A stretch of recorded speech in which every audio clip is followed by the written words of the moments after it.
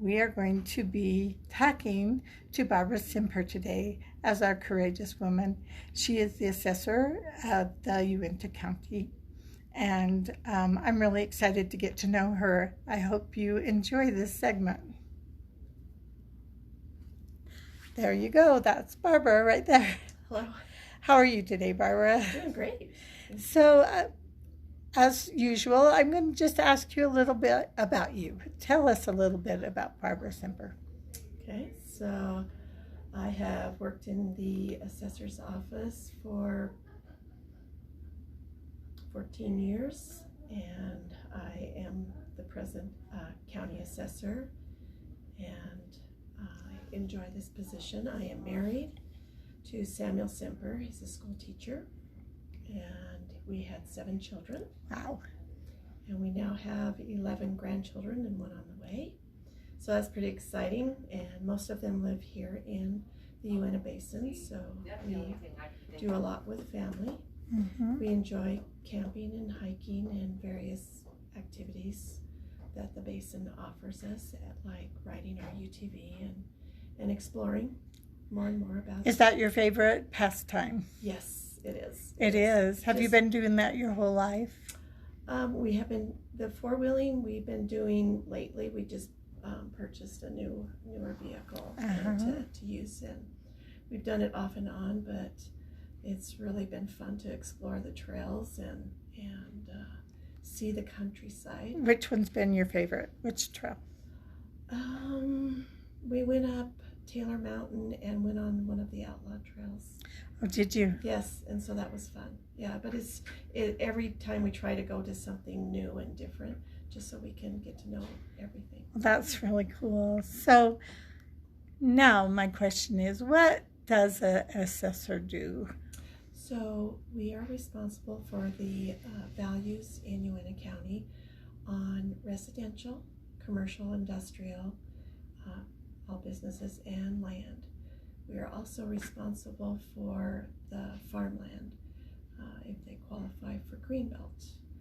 And so I have appraisers in my office, and we go out and physically inspect properties, and we have the county divided up into 5 sections. Mm-hmm. So we visit one section of the county once every 5 years. It's on a cycle.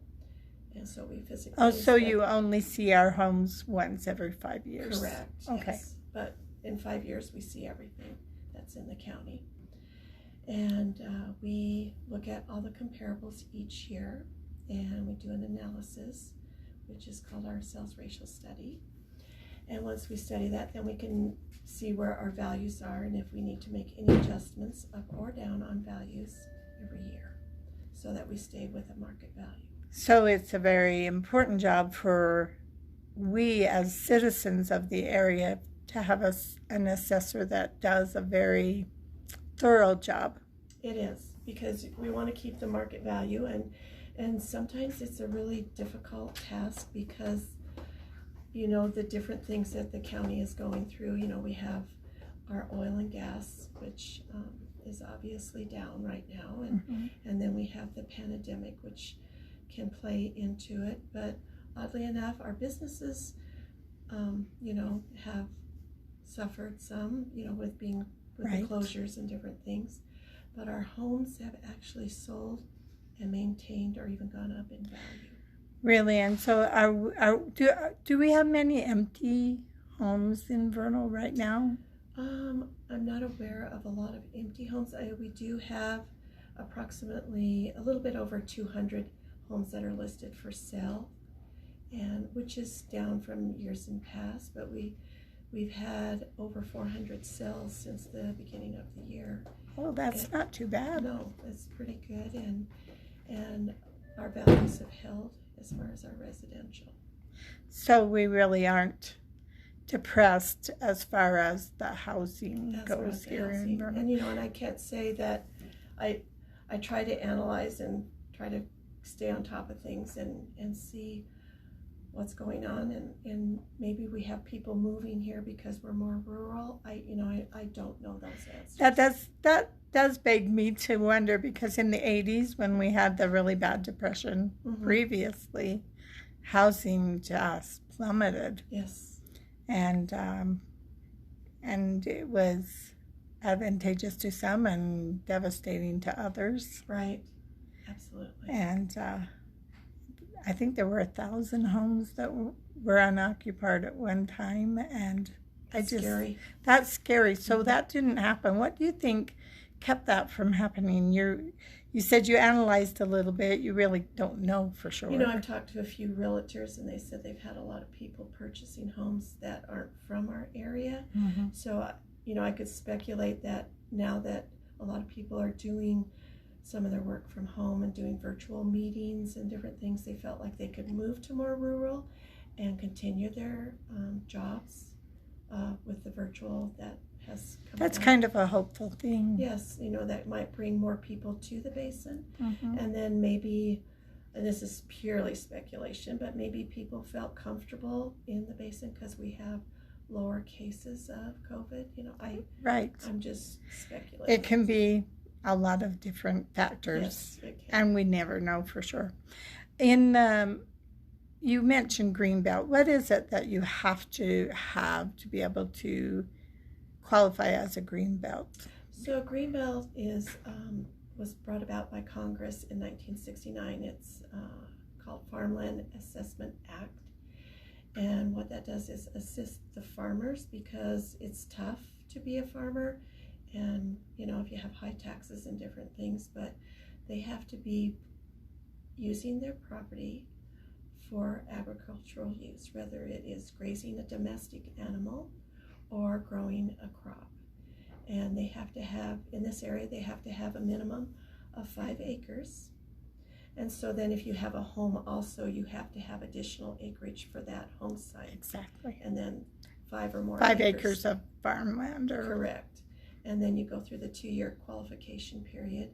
And what it does is it reduces your taxes, basically, because there's a market value on your land, and then there's a taxable value on your land. And so that lowers it quite a bit. So that assists farmers. So in your 14 years of being an assessor, have taxes been higher for people because of the assessment of their homes? I mean, how does that go hand in hand? Is that a good thing for us to have a higher value on our homes for resale, for that kind of thing? For resale is good. And so when we assess homes, our lien date is January 1.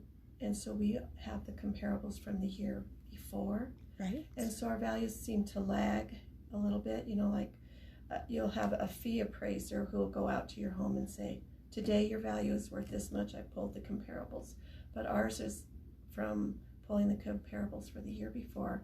And as of January 1, that's what the values are. Okay. And so the values do lag a little bit. And sometimes maybe we can see things are changing, but the year before was this. You're kind of stuck on yes. on the year that you're doing. Right. And we are mass appraisers, where we appraise large quantities and we don't get inside the homes. You never go inside a home.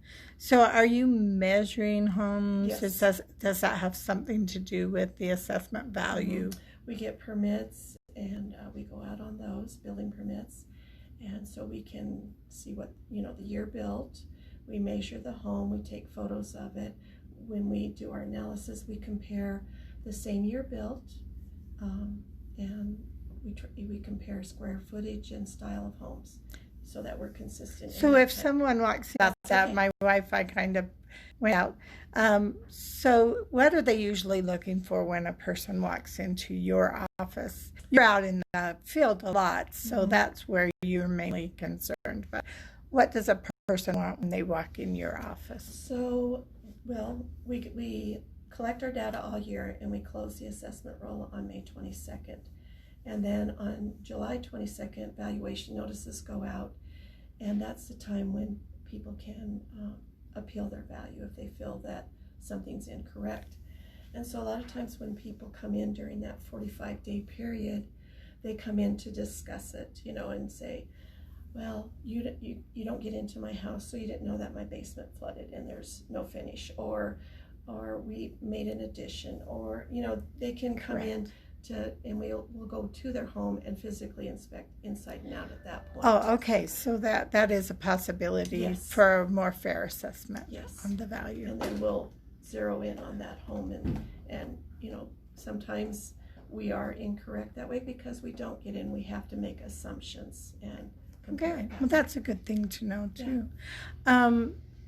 Are there angry people who come into your office? Of course. So how have you learned to de-escalate issues? So a lot of times if I just talk even killed, I don't get excited and try to understand what they're asking, because no person likes taxes, okay? No. And so my department only deals with the value of the home, but in the long term it affects what they're going to pay in taxes. And so a lot of times they're upset because they feel the taxes are too high. And so I bring them into my office and we discuss their home, and I'll pull up my comparables to show them how the value was arrived at, or a business. I'm not just saying it's limited to homes, or it can be their property, their land. And so we'll review that, and as we review that, they can see where the value came from and have a better understanding, or if there's issues, I have a better understanding. And so just talking and working through it a lot of times solves the problem. Mm-hmm. I've seen you in commission meeting talking about certain things and how things could be changed, and for a property value, or I think, is that right? Yes.